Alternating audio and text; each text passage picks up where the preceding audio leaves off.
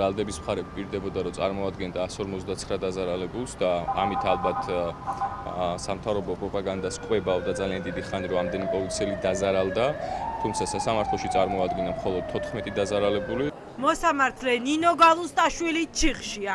დღეს სასამართლოს წინაშე გიორგი ტერიშვილის ადვოკატმა საქმე პროკურატურას ჩამოუშალა. დგინდება, რომ 53 წლის ტაქსის მძღოლის საქმეზე პროკურატურამ ვერ იპოვა ვერც ერთი დაზარალებული პოლიციელი ან სპეცრაზმელი, რომელიც იტყოდა, რომ აქციაზე ტერიშვილის ნასროლის საგანი მოხვდა.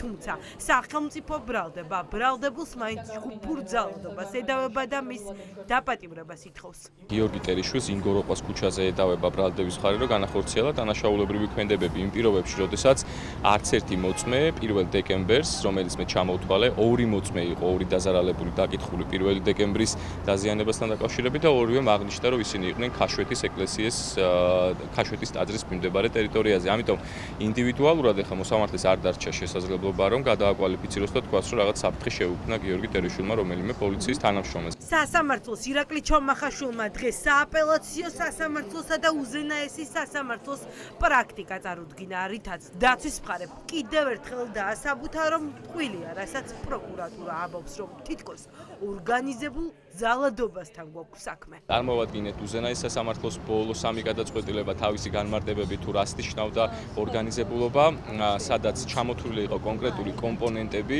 ორგანიზებული დანაშაულის, მაგალითად როგორც არის ნაცნობობა, ურთიერთობა, ანუ კონტაქტი, ქმედების ორგანიზებული ხასიათი და ქმედების შესრულება ვინმეს მითითებით, არც ერთივე 4 კომპონენტი არ არის დაკმაყოფილებული გიორგი ტერიშვილის მიმართ და არც სხვა პირების მიმართ. ტერიშვილის ადვოკატის გარდა ნინო გალუსტაშვილმა დღეს მოусმინა სერგეი კუხარჩუკის და რუსლან სივაკოვის ადვოკატსაც. საქმე შეკერილია, ეს სიტყვები უთხრა დღეს ბექა ხოხობაშვილმა მოსამართლეს.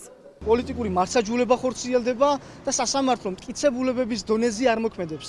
არც ერთ იმ კომპონენტს არ იცავს, რაც წესით და რიგით ვალდებულია, რომ გაითვალისწინოს, როდესაც ხედველობაში მიიღებს თითოეული მტკიცებულების საკითხს. გონივრულ ეჭვს მიღმა სტანდარტს ჭირდება 2, სუმცირე, ეს არის ჩამოყალიბებული პრაქტიკა, სუმცირე 2 პირდაპირ მტკიცებულება, რომლის საფუძველზეც შეუძლია, რომ განაჩენი მიიღოს სინდისის პატიმრების მიმართ, რაც ჩვენ საქმეში საერთოდ არ არის. 11 პატიმრის საქმის განხილვა ფინალში არჩება, სულ რამდენიმე სხდომა და მოსამართლე სათათბიროდ გავა.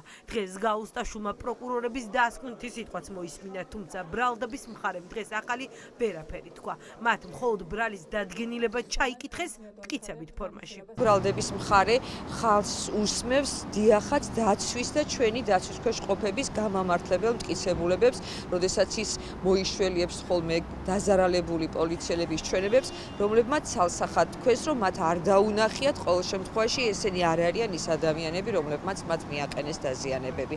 დარწმუნებული ვარ, რომ სასამართლო იქნება ობიექტური და ყველაზე ცუდ შემთხვევაში კვალიფიკაციას შეცვლის. ტრადიციულად სინდისის 11 პატიმრის სასამართლოს სხდომა დღესაც ყველაზე დიდი დარბაზში ჩატარდა.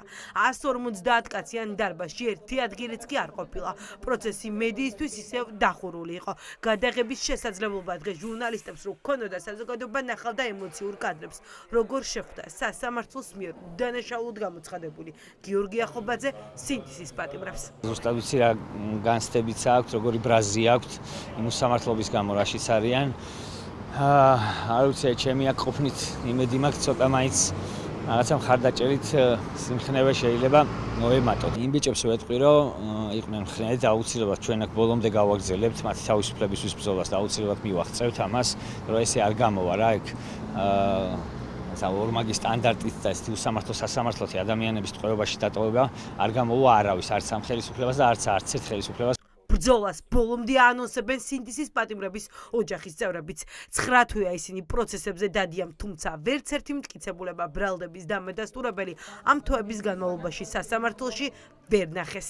9 თვეა დავდივართ ამ სასამართლოებზე და არაფერი მტკიცებულება არ არის აბსოლუტურად დადებული. არც ჯგუფური უმტკიცდებათ ამ ბიჭებს, არაფერი.